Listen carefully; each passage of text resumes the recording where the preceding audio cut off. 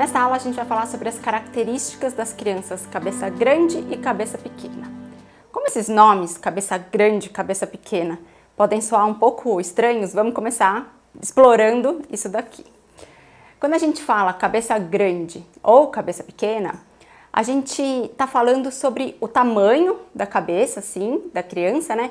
Mas em comparação, em relação ao restante do corpo, ao tronco, aos membros. Por isso, aqui pode ser legal se vocês encontrarem fotos de vocês crianças de corpo inteiro, que vocês conseguem observar um pouco essa proporção, essa relação entre a cabeça e os membros e o tronco. Então, as crianças de cabeça grande são crianças que vão se desligando do ambiente e ficando muito dentro dos seus próprios pensamentos. São crianças que sonham bastante acordadas, né? Fisicamente, essas crianças, elas são um pouco mais redondinhas, têm uma carinha mais de bebê, elas ainda têm aquelas bochechinhas mais vermelhas, um rostinho mais redondo, às vezes até cabelinhos mais enroladinhos. Nessas crianças de cabeça grande, o pensar, ele não é tão racional, não é um pensar tão intelectual, ele é um pensar mais imaginativo, elas se entregam muito assim às brincadeiras, elas se entregam por inteiro às brincadeiras, elas têm dificuldade em sair desse lugar do brincar, elas não gostam muitas vezes de sair dali. E elas podem até ficar bravas, irritadas se a gente tira elas desse lugar. Elas podem até ser crianças um pouco mais teimosas, podendo até se tornar adultos mais teimosos também.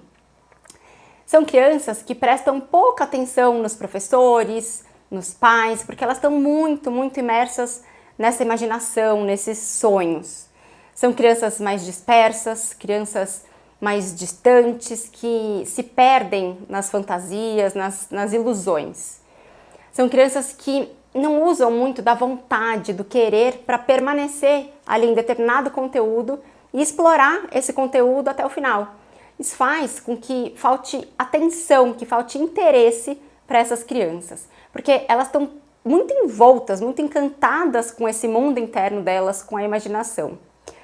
São crianças que têm um pensar mais voltado para o todo, assim, e não um pensar voltado para as partes, para os detalhes. Normalmente essas crianças, elas têm dificuldade em matemática, em cálculo, em gramática, porque esses são aprendizados mais segmentados e o forte dessas crianças é justamente essa visão do todo.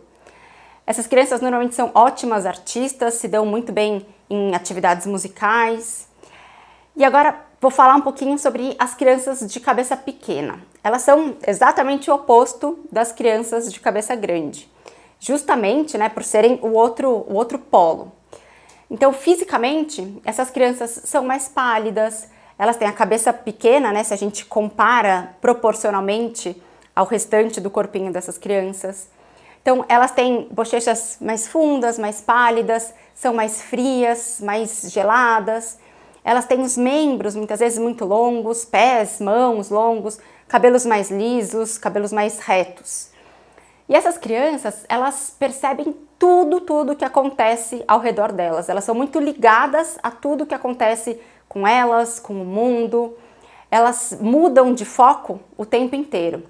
Então, se os pais tentam falar alguma coisa em código ali na frente da criança, para que ela não compreenda tudo, ela vai escutar, vai ficar atenta e vai perguntar o que foi, mas por quê, quando? Ela vai estar sempre com essas anteninhas ligadas. Para essas crianças falta foco, falta concentração, porque elas se dispersam muito facilmente com qualquer coisa que surja no ambiente, no mundo. Isso faz com que essas crianças sejam muito agitadas, que elas tenham algumas vezes tiques nervosos, problemas de sono, porque elas são tão acordadas, tão ligadas a tudo aquilo que acontece, que elas não conseguem desligar de noite. Essas crianças, elas estão muito abertas ao ambiente, então tudo aquilo entra, elas não têm barreiras. E muitas vezes o que entra pode ser intenso demais para a idade daquela criança. E ela não tem recursos ali para lidar com aquilo, o que pode gerar uma certa ansiedade nessas crianças. Por exemplo, pela dificuldade em digerir todas essas informações. Por estarem tão em contato com o mundo, com a realidade, elas têm uma certa dificuldade em criar imagens, em entrar nesse mundo da imaginação, nesse mundo do faz de conta, de se entregar às brincadeiras de uma forma plena. Hoje em dia se fala muito sobre o transtorno opositor desafiador, que é o tal do TOD, que é um transtorno infantil que é caracterizado por um comportamento desafiador, um comportamento desobediente a figuras de autoridade. E nessas crianças de cabeça pequena, é bastante comum a gente encontrar isso, porque elas dizem não o tempo inteiro, elas não querem fazer as coisas, elas discutem, elas argumentam sobre tudo, porque elas pensam como adultos, mas obviamente elas ainda não têm todo o conteúdo, todo o repertório que o adulto tem. E ela acaba se opondo, desafiando o tempo inteiro. Essas crianças de cabeça pequena, elas são crianças mais irritadiças, porque elas têm muita coisinha ali na cabeça delas. E elas não conseguem digerir muito bem tudo aquilo. São crianças que normalmente adoram carro, motor, computador, brinquedos eletrônicos, jogos. Elas são pouco artísticas e pouco musicais também, normalmente. Elas têm um pensar que ele é mais analítico, oposto ao pensar que a gente falou das crianças de cabeça grande, que é mais sintético. Então, essas crianças são as que se dão melhor em matemática, em cálculo, em gramática. E quando a gente pega, então, essas duas polaridades, né, cabeça grande e cabeça pequena, que estão aqui nessa dimensão do agir, nessa dimensão do querer, da vontade, o grande desafio que acomete essas crianças, o tema central aqui para essa dimensão, é o desafio de dominar a si mesma. E aí, para cada tipo de criança, esse desafio aparece de uma forma. Então, para a criança de cabeça grande, o desafio de dominar a si mesma, ele está voltado a ela não se perder tanto nas ilusões, na imaginação, no mundo interno. E para as crianças de cabeça pequena, o desafio é justamente o de não se perder na vastidão do mundo externo, e sim criar essas barreiras para o que vem de fora não entrar com tanta intensidade. Na próxima aula, a gente vai falar sobre as crianças cósmicas e as crianças terrenas, que são as polaridades ali do sentir.